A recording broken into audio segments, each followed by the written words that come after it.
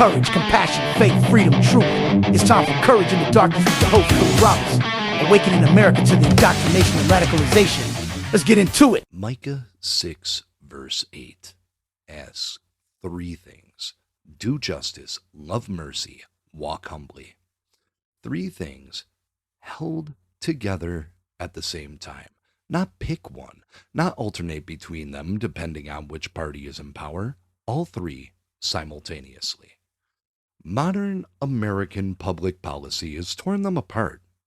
The left has grabbed mercy and cut it loose from justice entirely, releasing violent criminals without bail, declining to prosecute theft and assault, calling the resulting disorder compassion, while the victims of that disorder pay the price. The right has at times grabbed justice and cut it loose from mercy, mandatory minimums for nonviolent offenses, mass incarceration without rehabilitation, a political brand built on toughness rather than a serious approach to public safety. Both are failures. Both are producing real harm to people. And neither party gets to claim the moral high ground here. That's what I'm talking about today. Justice is the most contested word in current political debate. And the contest is mostly a word game.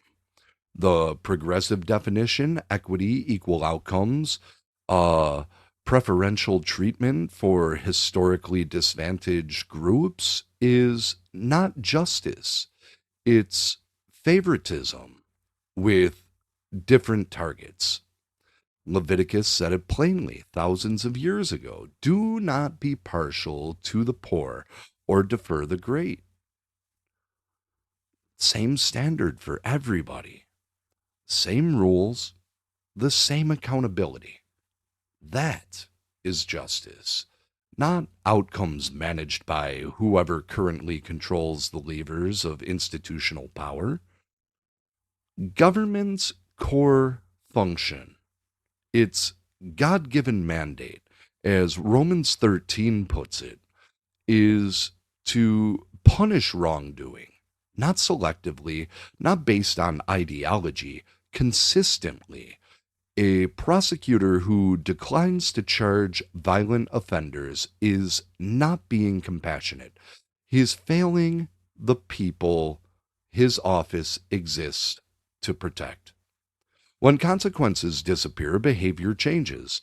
The no cash bail data in New York, Chicago, and San Francisco is not ambiguous. Violent reoffending went up. Victims multiplied. The policy failed the communities it claimed to help. But justice also requires proportionality. Consequences have to fit the crime. That is the principle, not a specific verse. At a first-time nonviolent drug offender serving 15 mandatory years is not justice. A repeat violent offender cycling through a revolving door is not mercy. Both things are wrong. The American justice system has violated proportionality in both directions for decades, and honest people on both sides have said so. Mercy is not the elimination of consequences. That confusion is the root of every soft-on-crime policy failure of the last decade. Real mercy operates inside justice, not instead of it. It means punishment is real and appropriate, and it doesn't end there. A man who serves 5 years for a nonviolent offense and comes out with more connections to criminal networks than he went in with has not been corrected. He's been warehoused and returned to the community in worse shape than when he left it. That is a bad policy and a moral failure at the same time. Rehabilitation has to be a genuine goal, not a talking point. Job training, re-entry support, community accountability, mentorship. These are not soft alternatives to punishment. They are what determines whether the punishment produces anything useful. Recidivism rates in this country are not an accident. They are the output of a system that warehouses people and releases them with nothing. Fix the output or keep paying for the same people to cycle back through. And here is the accountability for Christians specifically. If you advocate loudly for tough sentencing and never step foot in a prison ministry or re-entry program, you're only doing half of what you're called to do. The government handles punishment. The community handles restoration. Both have to actually show up. Two areas, both contested. The standard applies to both.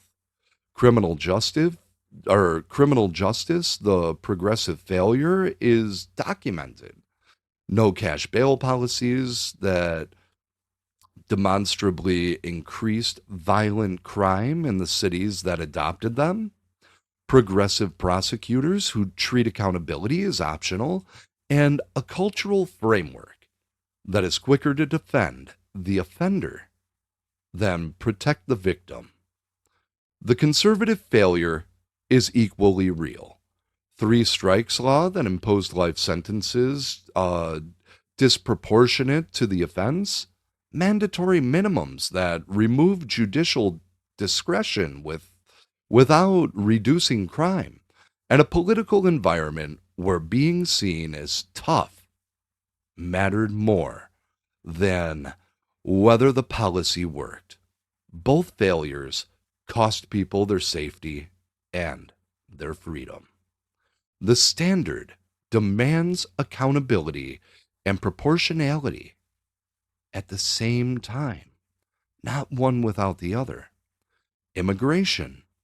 Nations have a right and a responsibility to enforce their borders. That is non-negotiable.